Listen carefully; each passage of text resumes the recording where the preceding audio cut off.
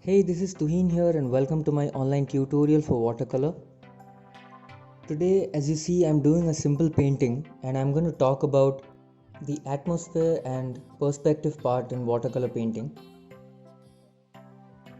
So in this painting, I'm trying to show three layers of mountains as you see.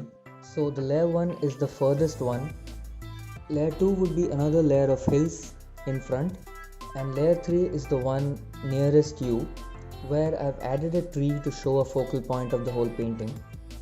So all these layers kind of differ with proportions of color mixing. The layer farthest away from you should be very light and a mix of more water would be required.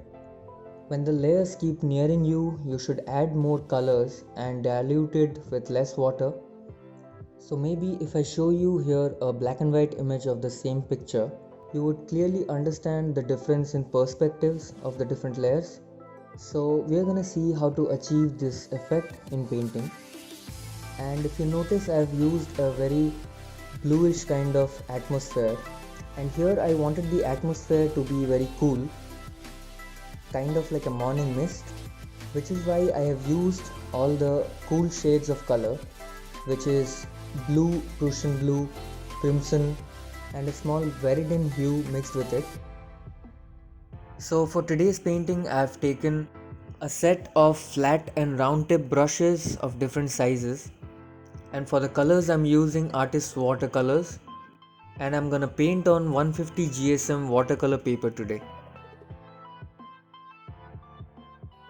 So I have a basic sketch here ready, and the tree is going to be the focal point and the mountain layers behind it are going to be the furthest layers. So I would be using a total mix of Prussian and cobalt blue first to give the kind of a cool atmosphere to the whole painting. So I'm using the flat brush with a bigger size to spread the water and then add the colors. So I'm going to wet the sheet properly and then start dropping the colors on top of it. So watercolor paper has a different texture of its own, which is used to absorb the water and let the colors retain.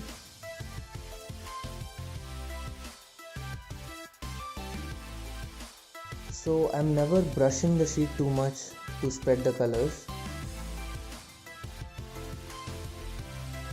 because the water is going to do its work there.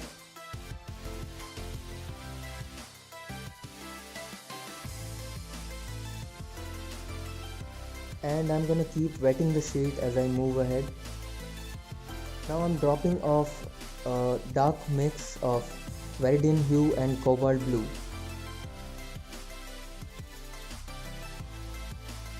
Because adding the tree later after the paper is dry would give me a really awkward finish of the tree against the whole background.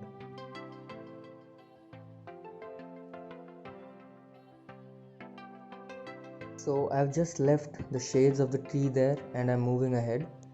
So as I reach the lower parts, I'm going to add a little more color than the water, because this is going to be my first layer, which is layer 1, and this is going to be the furthest away. So as I reach the lower layer, I'm going to increase the mix of Prussian blue more.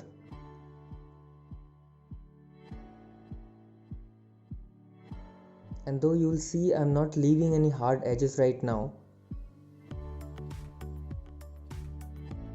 because this base layer is mostly given for the atmosphere.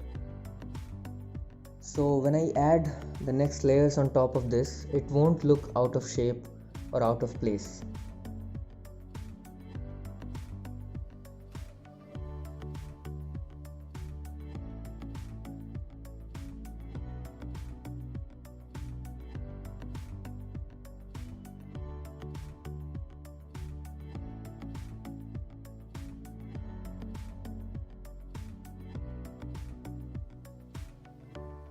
So as you see, I've got these nice mixes and I'm going to let it dry now before moving ahead.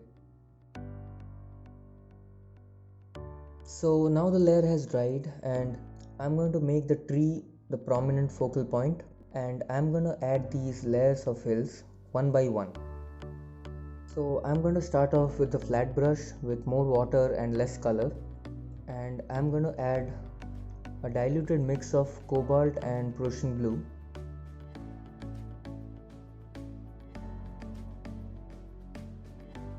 And as you see, I don't want the hard edges below, so I'm mixing it with water to keep them wet.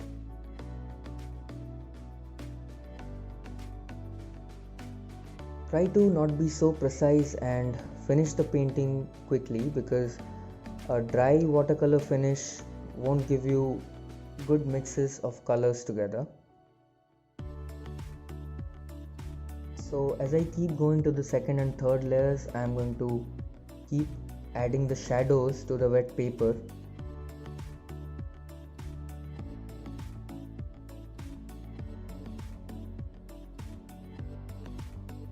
So I'm going to take a round brush now, and I'm going to give a darker tone to the tree, which is the nearest point and the focal point of the whole painting.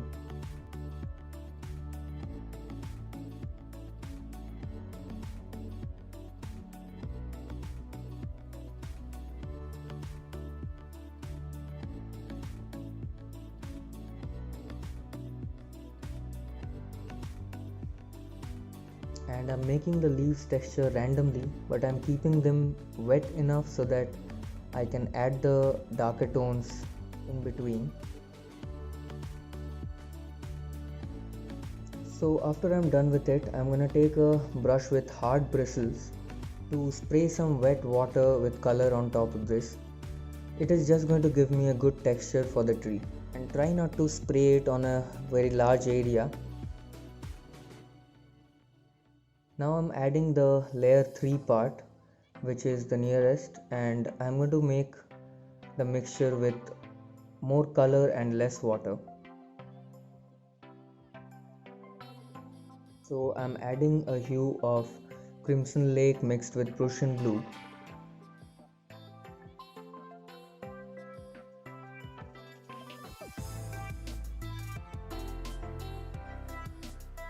And while this layer is getting dry, I'm going to add the second layer.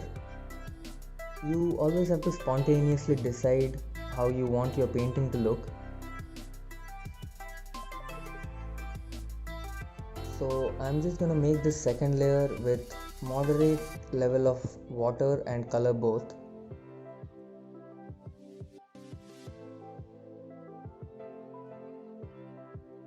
And all the darker tones that you want to mix should be added while the paper is wet.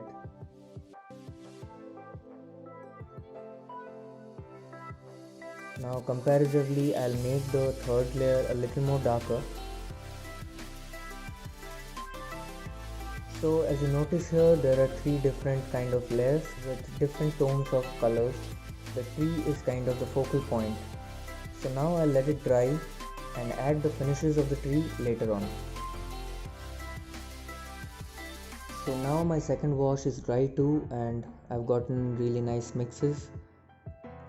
And now I have to make this prominent tree trunk, for which I'm taking a hue of burnt sienna and Prussian blue. And I'm gonna add really less water because I want this to be dry paint.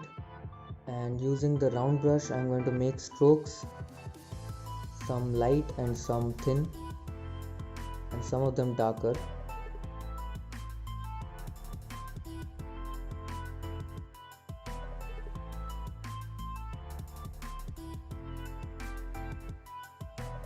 Be sure not to overdo the branches, and while doing the branches, take a really dry brush.